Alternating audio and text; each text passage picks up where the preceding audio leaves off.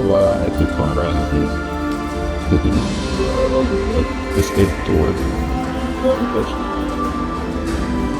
para tinutulungan tulungan pagdidinig. All right, so I said I would introduce myself a little bit more. So again, I'm Nate up in Sarita. I've been the youth pastor there. I moved there in about August of 2021. So I've been there about 4 years. I will preface, just like to say this, I am not 20. I am 31, believe it or not. Now, next week, someone will be here who is actually in his 20s, but I am not. I'm 31, been married for 9 years, have 2 boys, and so we moved from, I grew up in Seattle, Washington, moved to Iowa for my first youth pastor job, was there for about 2.5 years before we came down to Sarita, and we were so excited, I'll tell you what. And we had in our minds, right, my wife and me, and we were like, man, we know exactly how this is going to look. We knew that what our plan was going to be, how things were going to work itself out. We were going to do this, and we were going to do that, and we'd like formed all these great plans, right? We had it all figured out, exactly how God was going to use us in Sarita. But I don't know if you ever heard this before, but there's a saying that goes, if you want to make God laugh, tell him your plans. All right, and yeah, God laughed, all right, because we moved there in August of 2021, and life was good, the sun was shining, as it always is, one of my favorite parts of living here, but then on May 2nd of 2022, so about 9 months after I moved there, I was on the way to church for a staff meeting on a Monday morning, and somebody was driving, not paying attention, didn't yield, pulled out, and hit me on my motorcycle. I was going about 50 miles per hour at the time and absolutely just crushed the left side of my body. So I remember getting hit. I immediately hit the ground. And I remember thinking, like, 2 things kind of came to my mind. The first one was, I think I might die. I couldn't breathe. I thought, like, I'm laying there and I'm thinking this is going to be it. But then the second thing I thought was, man, my left leg does not feel like it's in the right spot. And so I ended up breaking my femur. My ribs were broken. I shattered. My shoulder was on the left side. And then my left ankle got the absolute worst of it, just completely decimated my left ankle. Thankfully, they took me to Banner Medical Center where they were checking me out. And somehow, by some miracle, while those things were serious and those things hurt real bad, I can tell you, the thing that was the miracle, somehow, in the midst of all that mangle on my left leg, they recognized that my aorta had been punctured. Now, they rushed me, I don't remember this at all, but they rushed me straight to surgery where they put a stent in my aorta. An absolute miracle that they even found it, because if they didn't find it, I would have been dead in the ICU before I'd even fallen asleep that night. And so it was a miracle that God saved me, and here I am. I'm standing here, so thankful for all that. Yeah. And boy, so many crazy things out of that. And then things kind of started to settle, right? I started to feel like I was walking somewhat normal. Sometimes people are still like, are you limping? And I don't notice it anymore. But for the most part, things are good and things were settling down. And okay, life was getting back to normal. And then in October of the next year, 2023, so about whatever that math is, like 15, 16 months after that, my youngest son was having some breathing problems. And so we weren't really sure kind of what was going on, and so we took him in to get it checked, and they found kind of a lump in his chest, which sometimes kids have lumps and they just go away. We got the scan, and we found out that he had cancer on October 10th of 2023, right as things were settling in, lymphoma. And so that has been the battle. And I will say, I just want to at least make sure I clarify that my son is here this morning. He's in the kids building, having a great time, I'm sure, with his older brother. And he'll be done in February. He'll be all done with all of his treatments. And so he is alive, thank goodness. But I could tell you that was one of the hardest times of my life. I thought the accident was going to be one of the hardest times of my life, and then I experienced watching my son go through cancer treatments, and the feeling of that was just something I'd never ever experienced in my life, and hope that I would never experience. And while I've seen things work out in these unique ways, I'll be honest and tell you that there have been times where I've wondered, God, why? For what purpose is this happening in our life? Because I know intellectually that God is doing some amazing work, and he's always got a plan, and I've grown up in church and I do all these things, but I still wonder, is God really working this out for good?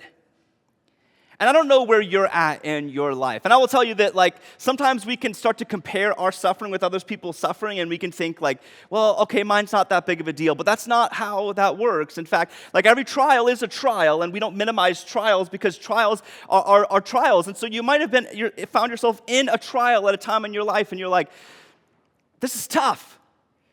Boy, I've gone to church and I remember, like, God works everything out for the good of those who love him. And, like, I know all these things, and, like, I know that God has a plan, and I've seen how this has all worked out. However, in this situation, when it hits my own life, we start to ask the question, like, is God really working this out for my good?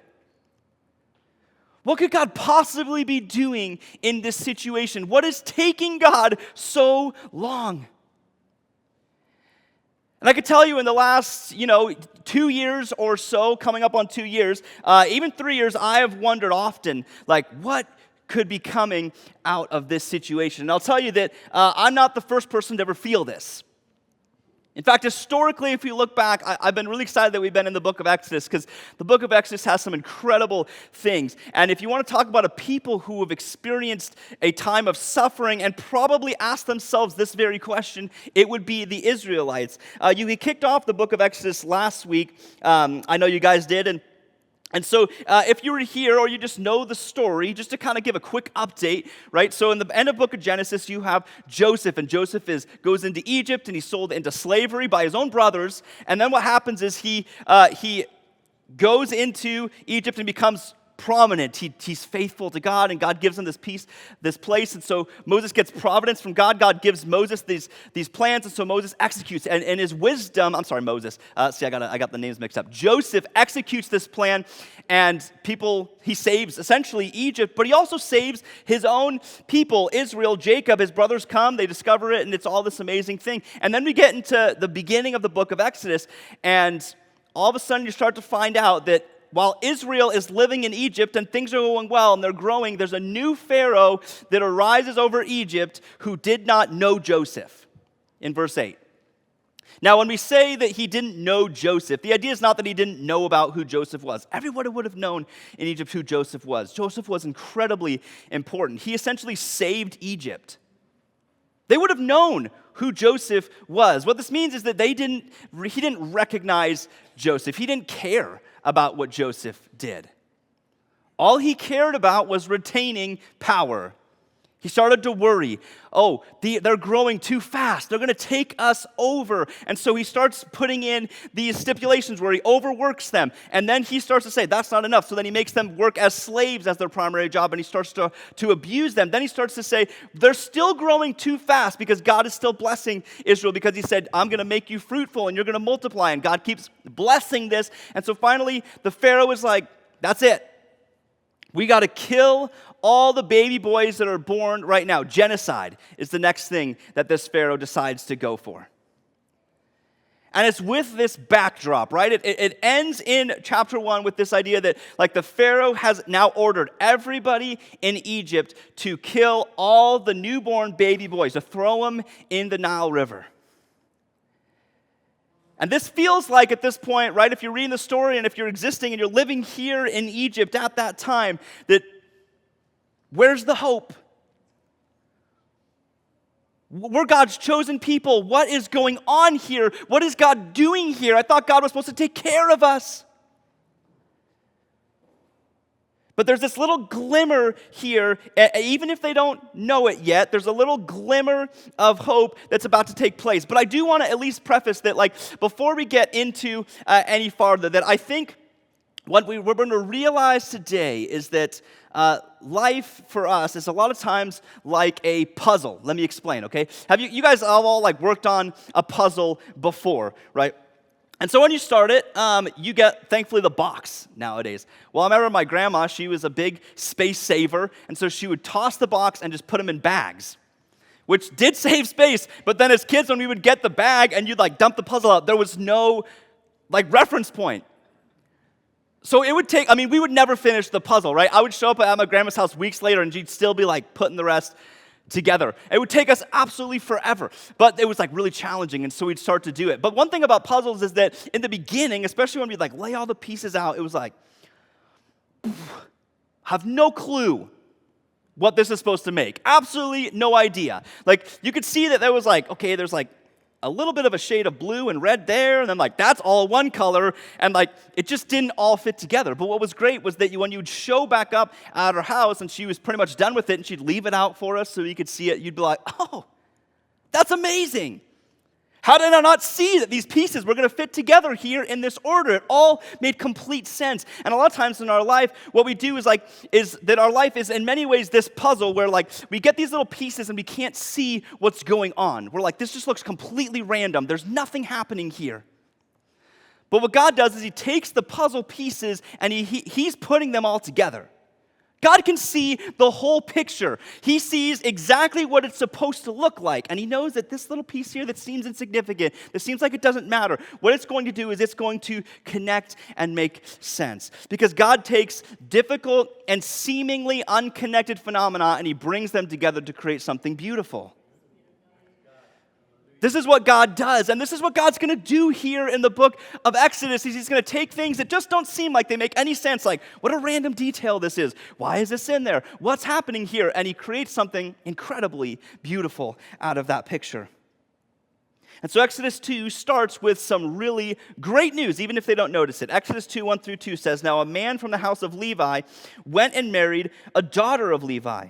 And the woman conceived and gave birth to a son, and when she saw that he was beautiful, she hid him for 3 months." Now, really quickly, I want to acknowledge that, like, this is not talking about Moses' like physical looks as far as like, it's not saying and Moses was not an ugly baby.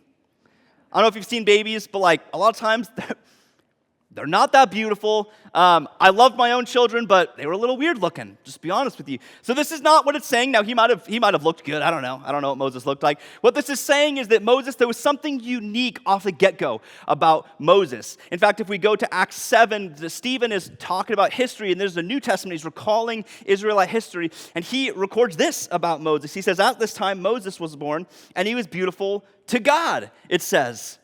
"And he was nurtured for 3 months in his father's home." And so what we want to see is that, like Moses, there was something about his birth that was already just unique. This is not like an indictment on like, well, if he wasn't beautiful, the mother would have just gotten rid of him. That's not what this is saying, but they want you to know, right? Moses, who writes this, wants you to know that from the get-go, there was something unique about this baby to both God and the parents. There was a plan that was, and we don't know exactly what that is, but there was something already happening here. And there we start to kind of see like this first puzzle piece, right? So there's a little puzzle piece, and right now we probably have no clue what that is. It just seems super random. But there's a puzzle piece that gets started here that God's like, I've got a plan, and he puts this little puzzle piece. There's a child that's born, and he's unique. And we get this first puzzle piece as we're reading. Then in verse 3, the story continues. "But when she could no longer hide him, she got him a papyrus basket and covered it with tar and pitch. Then she put the child in it and set it among the reeds by the bank of the Nile." So mom here in a desperate move, right? She's like, I got to save this child. And this was normal for the Israelites, by the way, right? Like they were disobeying Pharaoh's order. They were still multiplying.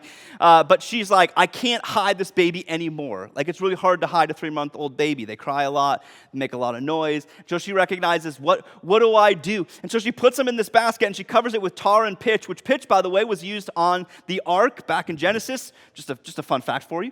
And so she puts it in the reeds. And what that means is that it's out of the current of the river, and hopes that like the baby Moses is just going to kind of stay amongst the reeds. And right now it seems like a weird plan.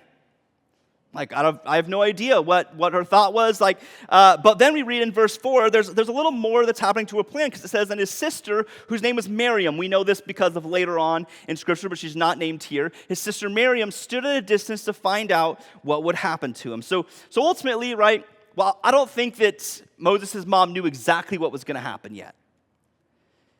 She just thought there's something about this baby. There's something unique that God has. And so she says, "Miriam, go out. I'm going to put the baby here. I don't know what's going to happen, but just watch and see.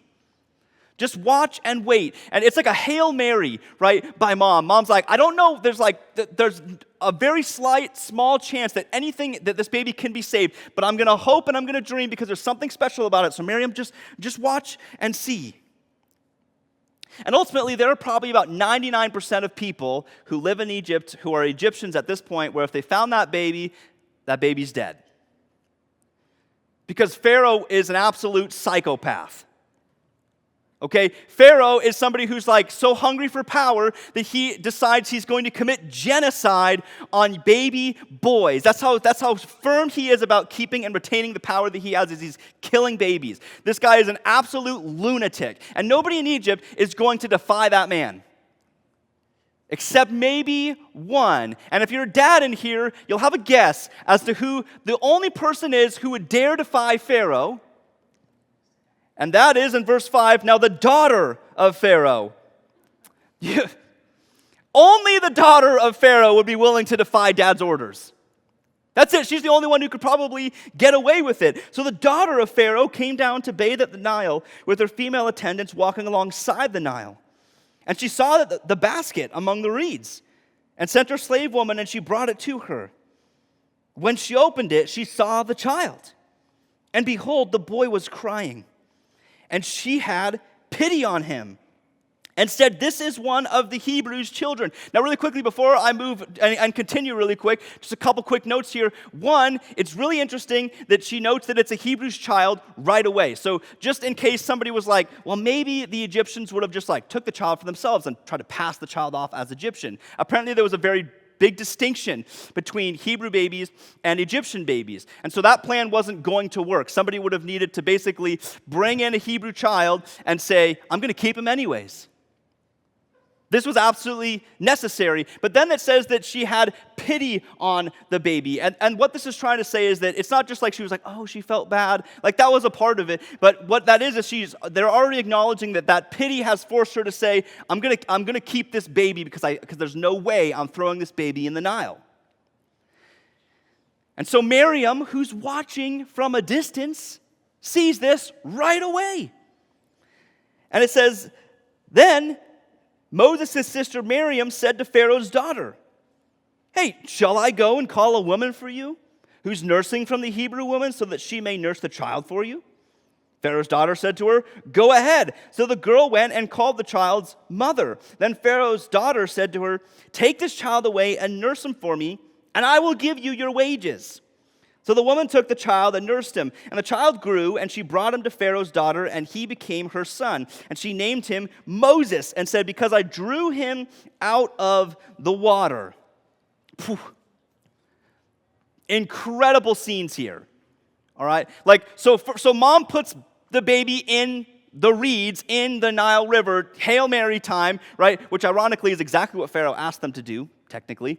So she does that, right? And the only person who can find the baby and save him most likely is the daughter of Pharaoh. And she finds him, and she feels pity on him. And so she takes Moses, and then not only that, then Miriam goes, and she's like, hey, what if I had somebody to feed the baby for you? Because the princess can't feed the baby. She hasn't had a child. That's not how that works. And so she's like, oh yeah, sure, that makes sense. So who comes and gets to feed Moses?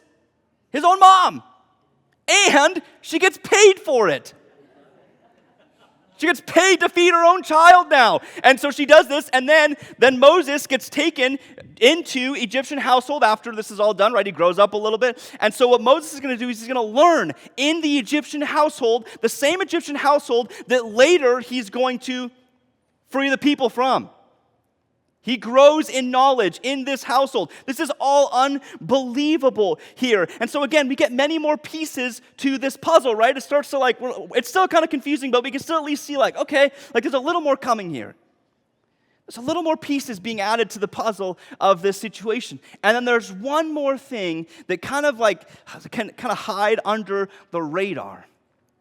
Because it says that she names him Moses, because I drew him out of the water. Now, what we don't know for sure is it would be actually a little bit unusual for an Egyptian woman to name her son something that meant something in Hebrew but not something in Egyptian. That would be a little bit confusing for her to do that. In Egyptian, Moses most likely means something like son or the son of, all right? So you've got this idea that okay, so Moses is the son, he's the son, and then I'm sure that there was some sort of idea, right? Whether mom influenced or not, we don't know. But his name in Hebrew means to draw out, is where that verb of Moses comes from. It means to draw out. And so while right now the mother draws Moses out of the water, what we're going to see is later on Moses is going to draw his people out of Egypt. So the Egyptian mom names Moses a prophetic name with whether she probably didn't have any clue at all what she was doing. She names him a prophetic name that Moses is going to end up rescuing people out of Egypt. She had no clue. She, as an Egyptian, prophesies about Moses. In fact, if we go into the book of Isaiah, Isaiah writes in 63:11, "Then his people remembered the days of old of Moses, and they ask, where is he who brought them out of the sea with the shepherds of his flock?" In other words, where is the one who drew the people out of slavery? Moses has always been destined. God determined beforehand, even with his name, exactly what Moses was going to do. He was going to save his people from slavery. He was going to save his people from oppression in Egypt. This is what Moses' purpose from the very beginning. So we get one more puzzle piece, slowly being put together.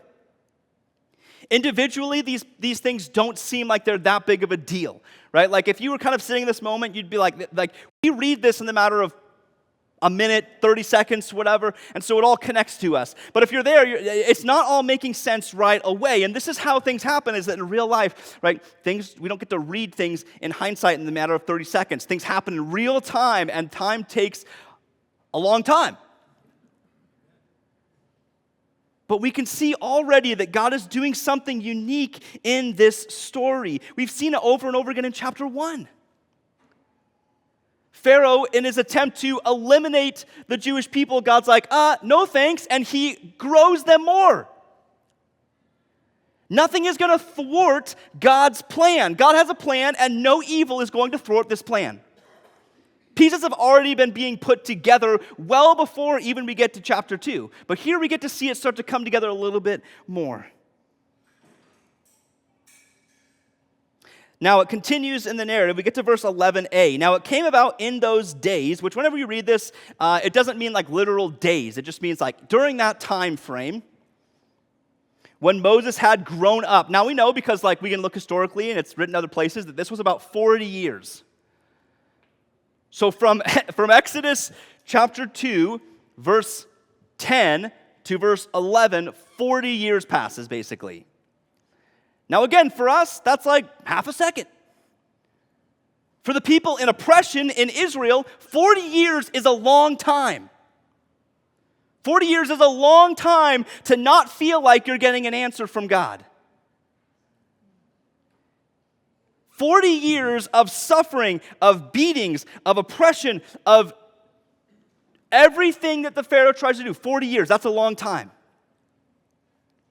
So it came about for 40 years. Now, realistically, there have been things that have happened in this 40 years that we don't have recorded for us that do play a part in what God's going to do. There have been puzzle pieces that have been getting put together, and we don't get to read about them. But God's been doing unique and incredible things throughout his time, even Moses' 40 years where he's been learning in Egypt.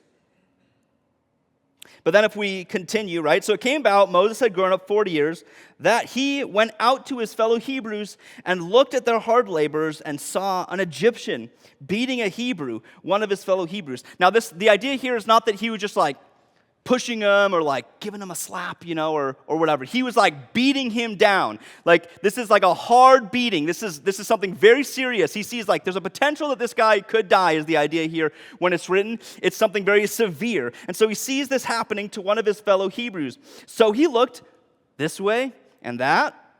And when he saw there was no one around, he struck and killed the Egyptian and hid his body in the sand. Now he went out the next day, and behold, 2 Hebrews were fighting with each other. And he said to the offender, "Why are you striking your companion?" But he said, "Who made you a ruler and a judge over us? Do you intend to kill me as you killed the Egyptian?" Then Moses was afraid and said, "Surely the matter has become known." So Moses, even though he's raised in an Egyptian household, what we read, again, is in the book of Hebrews, is that by faith, Moses, when he'd grown up, refused to be called the son of Pharaoh's daughter, choosing rather to endure ill treatment with the people of God than to enjoy the temporary pleasures of sin. So Moses had this chance to he could have just stayed in the Egyptian household. Things would have been fine. Life would have been good. But he's a Hebrew. And he sees his own people suffering. And he feels like he has to take action. Something is happening, and Moses cannot go without missing it. And so, absolutely, Moses is going to know all the things that have happened, and so he goes and he does this, and he probably thinks to himself, I'm going to be a hero. They're going to look to me. I can be the one who can help these people out of Egypt. I've grown up in this household. I know all the ins and outs. I can save Egypt, or Israel, but that's not what happens. They don't see it. The guys, they criticize him. Moses is like, why are you beating up your own companion? Why are you doing this to your own friend? And you remember, they're like, who made you a ruler and a judge over us? What are you going to do? Are you going to beat me like you beat that Egyptian? Are you going to kill me like you did to the Egyptian? They miss it. They completely miss it. Again, when we go to the book of Acts, we see Stephen recounting this story. And what Stephen writes about this is he said, Moses, thought that his brothers understood that God was granting them deliverance through him, but they did not understand. This is not the first time Israel is going to miss their deliverer. This is going to happen many other times, that there is a chance where they could see, there's a chance that could happen. This could start anything, right? This kind of moment could start momentum. This could start a revival. They could have jumped on Moses' side, but they miss it. In their pride, who are you? Why do we care who you are? You're not judge over us. And they miss their deliverer.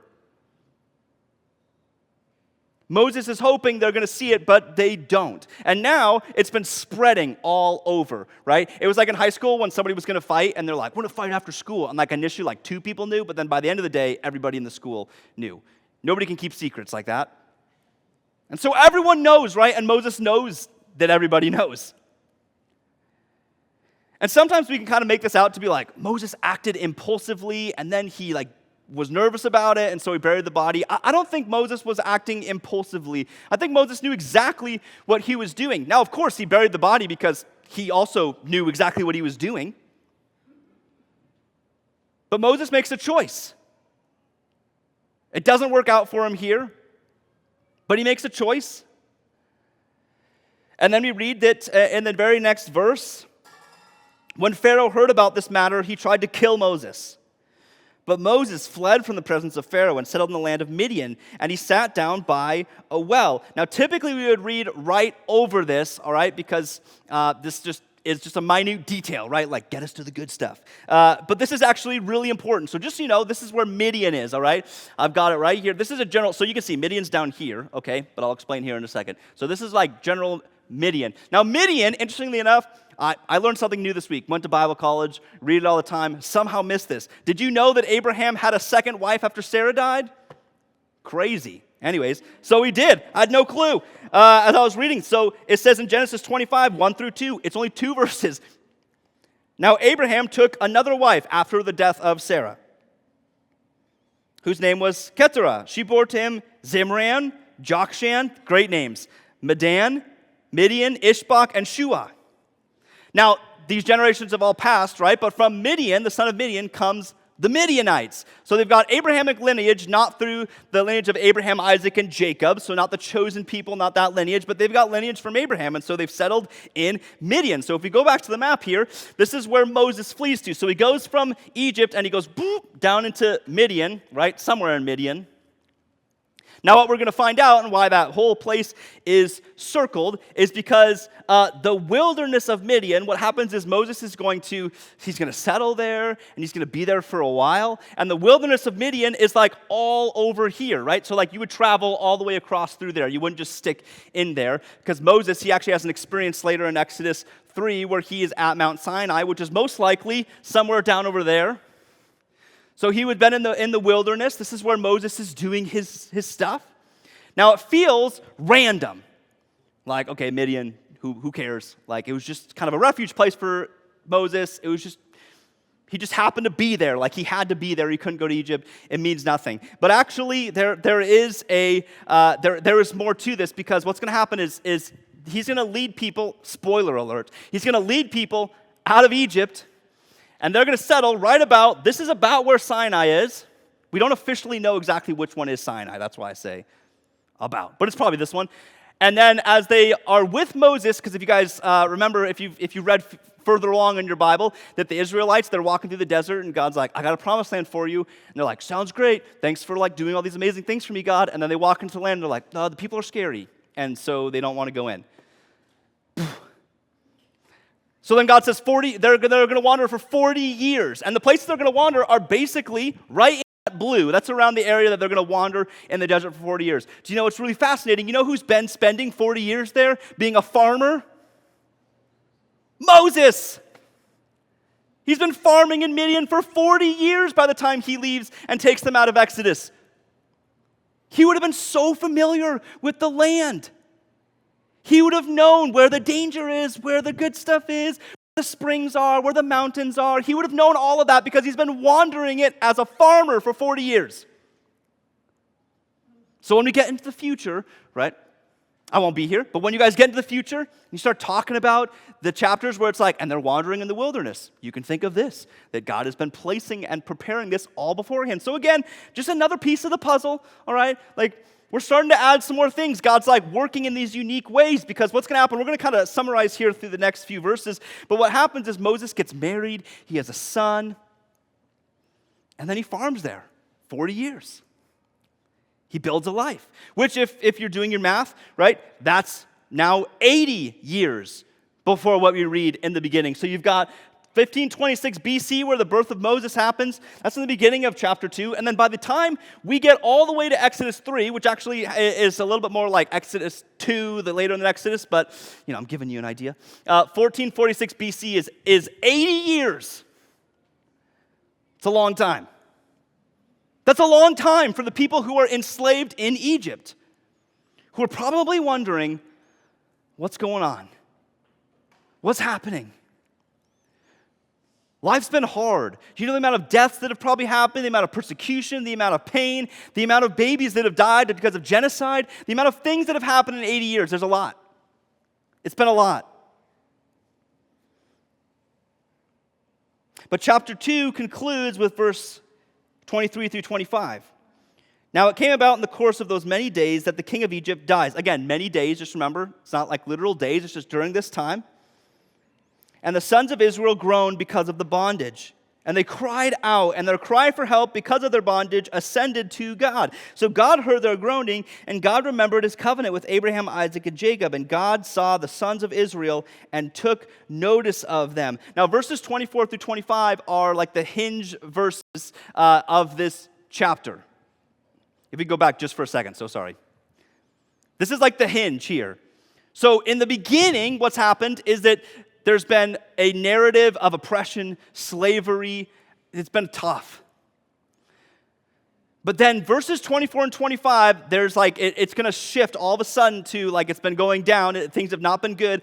And there's been little glimpses, but overall, and then it's going to shift. And now you're going to see deliverance coming out of the rest of the book of Exodus. At least for the many chapters coming up, is that God's going to deliver Israel, but it hinges right here on 24 and 25. This is where the narrative is going to change. However, there's this implication when we read this, right? If you're reading, it says, God heard and remembered. Like we have this, like, what do you mean God remembered? Like, did he forget? And God saw the sons of Israel, and God took notice of them. Like, when we read it, we can kind of get the sense of like, oh, God totally forgot about Israel until they cried out for help. Well, that's not actually what's happening. A couple things is to note, and we could get really deep into it, but ultimately, here's what we want to recognize. Is that this is not what's going on. God did not forget Israel. God did not forget his covenant with Abraham, Isaac, and Jacob, that they would be fruitful and multiply, that they were his chosen people. God didn't forget any of that. God does not forget his covenant. He is the perfect covenant maker. He always remembers. And then in the end, when we see God took notice of them, really, when we look in the Hebrew, the verb, it should be God knew. It's just a simple statement. God knew. And we're going to see that like throughout this, that God didn't remember. He knew. God's been seeing everything that's been happening in the midst of Israel and everything that's going on and their oppression and their slavery and their pain and their suffering and their sorrow. And it says that God didn't remember it when they complained. God knew about it. He knew that it was happening, and he'd been making a plan the whole time. He's been putting things together one after another because God knew. He knew what was going on. He had something beautiful that he was working on. Something that Israel is going to celebrate for the rest of their lives. God knew. And sometimes when we hit these times where we can think what is going on? Israel would have to be wondering, what's happening? Where is God? Does he even care what's happening? God knew. Past, present, future, God knew. He knew. It's not a matter of if God is working, it's how God's working and what the picture of beauty is going to look like. And we start to get, again, now we get a lot more pieces. It's a little mixed up, and we've got a little bit of a sense of what's going on. We can start to see that things are happening. But when you put them together, when you start to see there's a final result, when you put something together, then you get to see the final result, which was God was going to save his people out of Israel. They were going to walk through water. God was going to separate the walls of water to save Israel, and they were going to remember that for the rest of their history. We still talk about it today. There was something beautiful coming out of the pain and the suffering, and God gave little glimpses here and there, but he knew the whole picture, and he knew exactly what was going to happen. I can tell you the last 3 years of my life, they have been confusing. I have had times where I don't know why God's put things in my life. I don't know why I had to get in an accident. As somebody who loved to play sports and loved to run around, it was tough. It's hard to know that my left leg is never, ever going to be the same. I don't know why I had to experience watching my then 3-year-old son, and then at 4, and then at 5, deal with cancer and lose his hair and get needles poked in him. I don't always know the answer. And if I said that it was always easy all the time because intellectually I know God's got a plan. That's just not reality. I don't think that all the time because emotions hit and real life hits and it's tough. But you know what? We get just little glimpses sometimes, and we may not think about it in this way, but it is God's grace. God in his grace says, here, let me just give you a small portion of the picture. Let me just show you that through this experience that your son now is going to have a stronger faith than most 3, 4, 5-year-olds ever know. I get to watch my son when my oldest is scared. He gets to go to him and he says, "Don't worry, Asher, because God is with you." He learned that from experience. I know that when he goes in and he gets his treatments all the time when he has to get poked with the needle. He's got a port. Initially, he didn't have a port. They had to go in all the time. And it was absolutely terrible. But you know what song he chose every time? It was a song from VBS that says, "You do not have to fear because God is with you." And he plays it every single time. Every nurse knows that he's going to play that song. And we get these little glimpses of how God is working something incredible. And it doesn't mean that it's not hard in the time sometimes, but I can tell you one thing, that at the end of the day, I know that God is doing something amazing and miraculous, and I may not see it. I may not see it on this side of earth. In fact, I probably won't see every single way that this has impacted it, but I know that it's beautiful. I know that it's incredible. And ultimately, I am just blessed that I get to be a part of it. Because even though Moses, he's not going to get to see the promised land.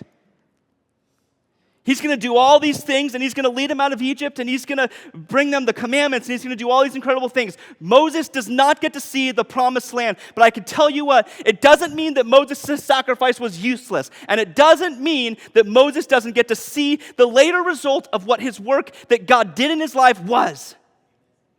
And he would rejoice. And so for us, what we get to know is, I don't know what you're going through right now. I don't know what pain you're experiencing. I don't know what struggles life has you in. But I can tell you one thing. If you will focus your mind on the little glimpses that God gives you, you'll make it through. Because God in His grace says, look, there's something I'm doing.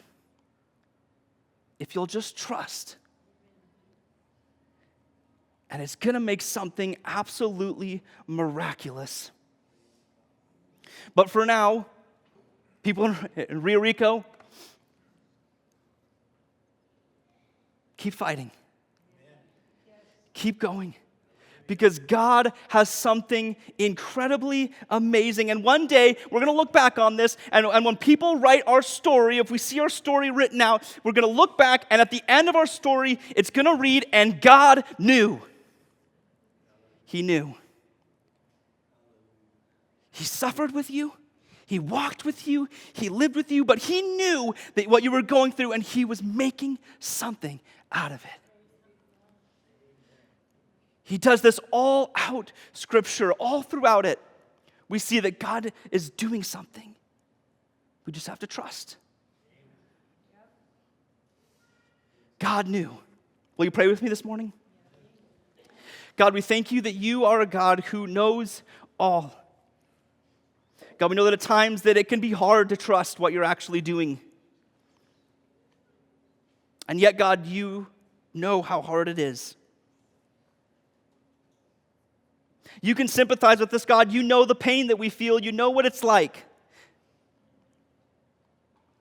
But God, I'd ask that we would just have people to come alongside us who can encourage us, God, that we would be in your word, that we would be in prayer, that, God, we would lean on you because, God, we thank you that you are God who has a perfect plan in mind.